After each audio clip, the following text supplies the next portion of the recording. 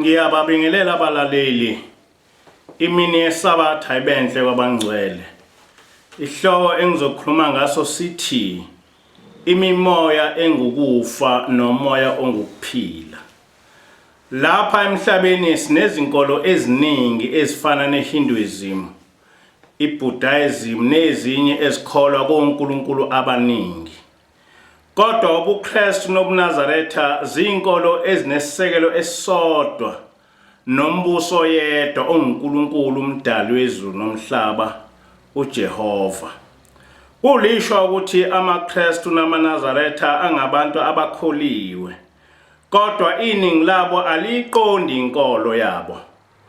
Inkolo yamaKristu namaNazaretha yafika lapha emhlabeni ilethwe nguJehova, owabe khuluma isikhathi esiningi noMose.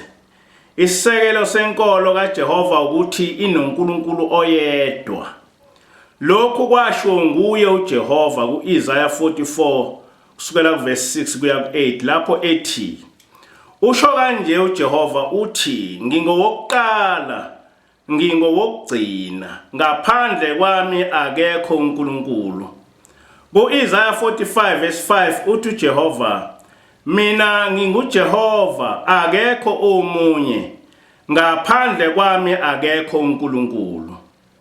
KuIsaiah 48 verse 11 kuya ku12 uthi uJehova, anginiki omunye inkazimulo yami, ngisenguye, ngingowokuqala, ngingowokugcina. Bonke abaprofeti abavela emva kaMose bashumayela beqinisa ngoJehova nangomyalo wakhe. Akekho umprofeti owake wazilinganisa noJehova. Ngisho sekufike uJesu akazange nangolodwa usuku azilinganise noJehova. uJesu wabe eqonda kahle ubudlelwane bakhe noNkulunkulu. KuJohane 5 verse 30 uthi uJesu, mina ngenze lutho ngokwami, ngahlulela njengalokho engikuzwayo. Ukwahlulela kwami kulungile, ngoba ngingafuni eyami intando, kepha intando yongithumileyo. KuMark 13 verse 32 uthi uJesu, kepha lolo usuku nalelo hora akekho wazi utho ngalo, nazingilosi ezulwini nandodana, kepha uBaba kuphela. Ngingabala izincwadi eziningi lapho uJesu echaza ubudlelwane bakhe noJehova, ukuthi ungothunyiweyo nguJehova nokuthi akalingani noJehova. uJesu wasifundisa ukuthi uma sithandaza sidumise uJehova kuphela. Kumthandazo omkhulu uthi uJesu asothi, Baba wethu osezulwini, malingcweliswe igama lakho. Akashongo ukuthi asothi Baba wethu osezulwini, ndodana kaNkulunkulu, moya ongcwele, malingcweliswe igama lakho. uBaba wethu osezulwini nguJehova. uthi uJesu angcweliswe igama likaJehova. Nombuso kumele uze emhlabeni umbuso kaJehova. Nentando kumele yenziwe emhlabeni njengoba yenziwa ezulwini intando kaJehova. Lapho esegcina uJesu uyagcizelela uthi, ngokuba umbuso ngowakho namandla nenkazimulo angawakho Jehova kuze kube phakade. Lo mthandazo kaJesu ugcizelela amazwi asho nguyena uJehova ku-Isaiah 44, 45 no-48 lapho ethi uJehova nguyena yedwa uNkulunkulu, ungowokuqala ungowokugcina. uJesu akagcinanga ngokusifundisa ngobukhulu bukaJehova, kodwa wasifundisa ngokubaluleka kwemithetho kaJehova owayiletha kithi ngenceku yakhe uMose. KuMathewu 5 verse 17 kuya ku-19 uJesu wakubeka kwacaca ukuthi akazile ukuchitha umthetho kaMose nabaprofeti, kodwa uzowugcwalisa. Washo kwacaca ukuthi umthetho awusoze wedlula kuze kwedlule izulu nomhlaba. Wabuye waxwayisa ukuthi uma kuvela umuntu emva kwakhe engawugcini umthetho, abuye afundisa abanye kanjalo, uyoba ngomncane embusweni wezulu. KuMathewu 7 verse 21 uJesu wakucacisa ukuthi ukungena ezulwini akuyi ngokuthi umbiza kanjani uJesu nokuthi ukhipha amademoni ngegama likaJesu, kodwa ezulwini kungenwa ngokuthi uyayenza yini intando kaNkulunkulu okungukugcina umthetho wakhe. Uthi-ke uJesu bothi sebemsola bemkhumbuza lezi zinto, yena afakaze phambi kukaNkulunkulu athi, sukani benzi bobubi anginazi. Ukukholwa kwethu njengamaKristu kumele kwakheke ekutheni uJesu usifundiseni ngoJehova njengoba wabe enza. Kanjalo noShembe wathi eqala eshumayela wakubeka ngokusobala ukuthi yena akanalo ibandla, kodwa ibandla ngelikamenzi wezulu nomhlaba, ibandla ngelikaJehova. Igama elithi Jehova emthandazweni emithathu kaShembe ulisebenzise izikhathi ezedlula ku-30. Kwihlabelelo 119 uShembe uthi, thina siyamthanda lo onokusindisa, ihlangu sethu nguJehova onokusindisa. Sophelela sonke kuJehova onokusindisa. Alikho nelinye igama esingasinda ngalo, kuphela igama likaJehova esingasinda ngalo. Asinazihlangu esingavika ngazo, kuphela igama likaJehova esingavika ngalo. Asinazikhali esingalwa ngazo, kuphela igama likaJehova esingalwa ngalo. NjengoJesu uShembe wasifundisa ukuthi sogcina umthetho kaJehova. Emthandazweni weSabatha kuverse 3 kuya ku4 uthi uShembe, mesabeni uJehova zukulwana ngezizukulwana nigcine imithetho yakhe anilobela yona uJehova ngenceku yakhe uMose, ukuze ukudumisa kwenu kwamukeleke kuThixo wemikhosi. Ngokuba uma ningamdumisi ngemithetho yakhe akakuyamukela imithandazo yenu, akasoza nehlisela izibusiso uma ningayilaleli imithetho yakhe nigcine. Njengoba uKristu isisekelo sobuNazaretha nguJehova kanye nokwenza intando kaJehova okungukugcina imithetho yakhe. NjengoJesu owasichazela kahle ukuthi uyisithunywa sikaJehova, noShembe wakubeka ngokusobala ukuthi uyinceku kaJehova. Kuyihlabelelo 60 iverse 1 no4 uthi uShembe, bongani uJehova ngokuba elungile, ngoba umsa wakhe uhleli phakade. Wabakhumbula abantu bakhe abanquluza isobala, wabathumela uIsaya inceku yakhe ngoba elungile. Lapha uShembe wabe ethi uJehova wakhumbula abantu bakhe abafaka amabheshu, wabathumela umprofeti uIsaya Shembe, njengoba abakwa-Israyeli wabathumela uMose. Bengikhuluma ngemimoya engukufa nomoya ongukuphila. Esikhathini esiphambili cishe ngo-1938 kwakunentombazana eyabe ihlala ePhakameni. Le ntombazana yabe isiyagula kakhulu, kodwa kwathi uma isigula kwabonakala ukuthi kukhona ifuna ukukusho. Wabe sethi uShembe ubaba iLanga amakhosazana amadala akayibuze ukuthi ifuna ukuthini. Le ntombazana yabe isikhuluma izinto ezixakile. Ithi-ke le ntombazana, mina bengihleli nje lapha ePhakameni, kodwa awukho umthetho wokukholwa ebengikugcina. Mina bengidayisa umzimba, imali bengiyithola kanjalo.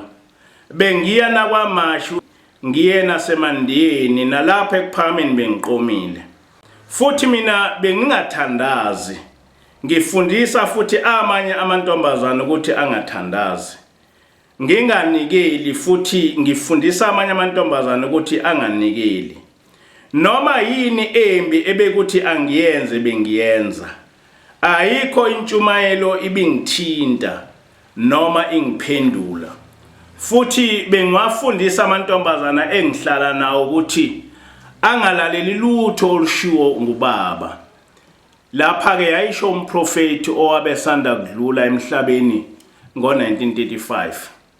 Uthi-ke ubaba iLanga, ubuhleli kanjani ePhakameni nale mikhuba? Ithi le ntombazana, bengihlaliswe ukuthi kuseduze kwaseThekwini. Amadoda ngiwathola kalula. Uthi-ke uShembe, manje akungcono ucele intethelelo.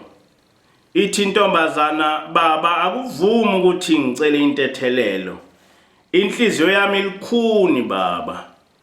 Uthi uShembe, phela uma ufa nalemkhuba uzolahlwa, uzoya esihogweni. Iyaphendula le ntombazana ithi, baba ngiyazi ukuthi vele mina ngiya esihogweni, kodwa ngeke ngihlale isikhathi eside esihogweni. Angisona mina isilima, ngizobuya ngizohlala khona lapha ePhakameni. Uthi ubaba iLanga, ngethuka kakhulu ngoba ngangakaze ngikuzo ukukhuluma okunje kumntwana ongaka futhi egulela ukufa. Uthi-ke uShembe, sazama sehluleka sincenga lo mntwana ukuthi acele intethelelo, wagcina efile kuleso simo. Ngosuku lwakhe lokungcwatsha kwenzeka isimanga. Wangcwatshwa ekuseni, kwathi kuhwelela wabonakala ephuma ethuneni lakhe evutha, wayongena ePhakameni.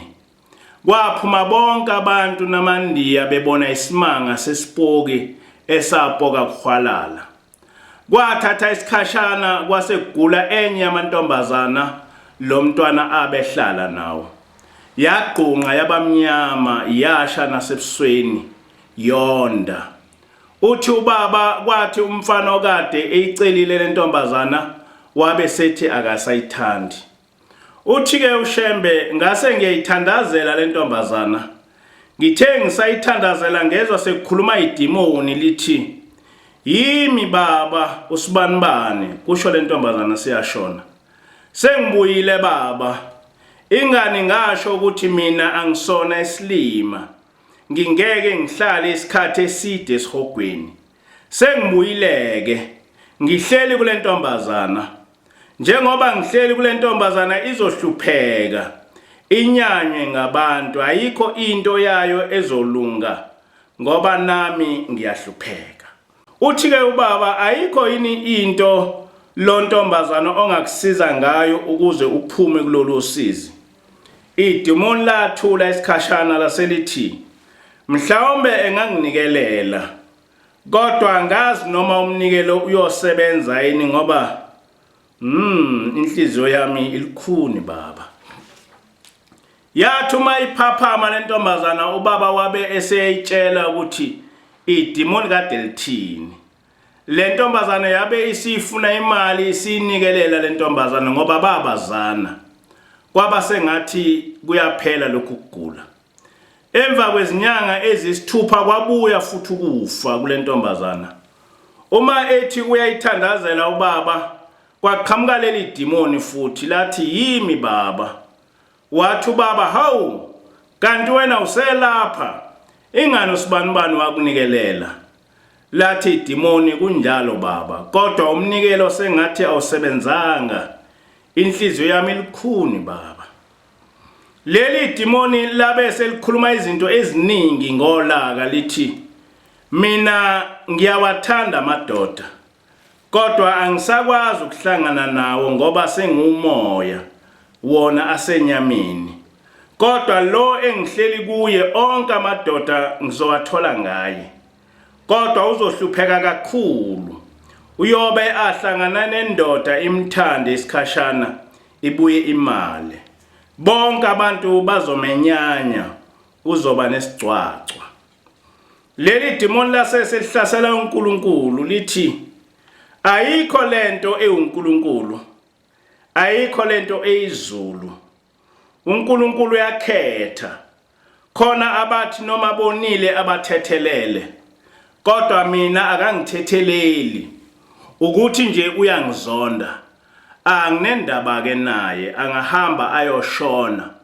Kodwa mina ngizokwenza lokhu engifuna ukukwenza, kusho idimoni.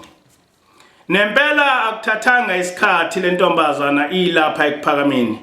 Kwathi sathandazelwa yeqa yabaleka ekuphakameni. Isibalekile yaqala yenza lezi zinto ebezenziwa yileli demoni. Yaqoma amadoda amaningi kodwa kungalungi lutho.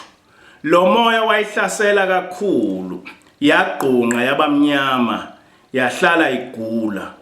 Kwavela bathi inobungoma, bayithwasisa, yadliswa amagobonge kwabanjeya. Kuthiwa ayamukele lo moya, kodwa akukho kwake kwalunga.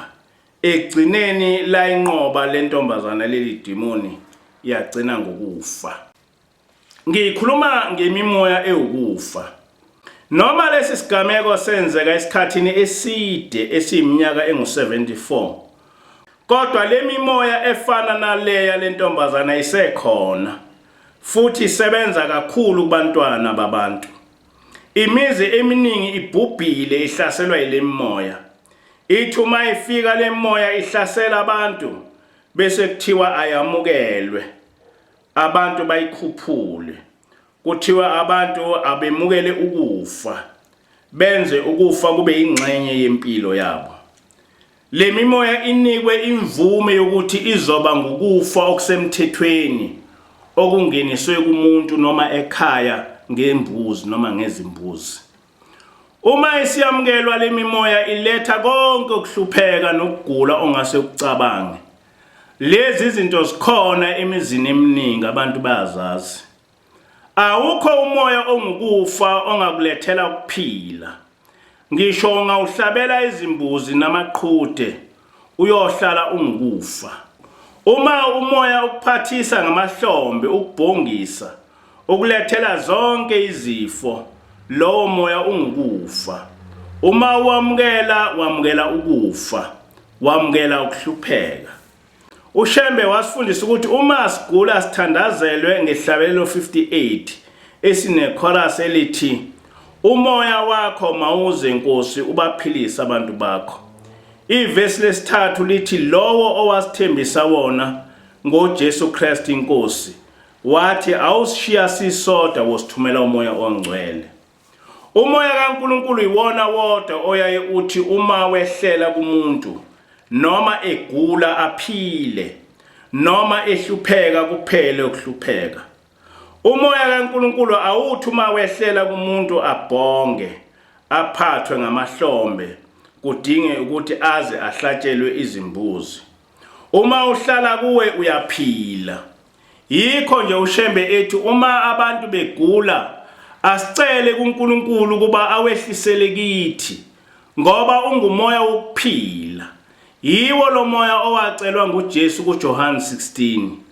Yiwo lo moya othi uShembe asicele uJehova kuba awehlisele kithi, umoya wokuphila, umoya ongcwele. Kwihlabelelo 23 uShembe uthi, Nkosi bengiluthuli kakade, ngathatshathwa emhlabeni ngafakwa ethembeni elihle elingumoya wakho. Anginikangwa ukukhula lolu enginalo namhlanje na. amandiki namandawo yikho ukufa kwabezizwe. Nkosi yandisa izibusiso ngegama lakho lodwa, kukhishwe konke ukungcola phakathi kwendlu yakho. Thina uShembe wasicelela kuJehova ukuthi uma sigula sembathiswe umoya ongcwele ongumoya wokuphila. Akashongo uShembe ukuthi asolanda ukhula. Sivumele imimoya yamandiki namandawo ukuthi ihlale kithi, sihlabele ukufa izimbuzi nezinkukhu. Sengathi uNkulunkulu engasipha ukuhlakanipha kwasezulwini, asenze sethembe yena yedwa, sehlukane nemimoya eyukufa. Inkosi busise lokho enikuzwile.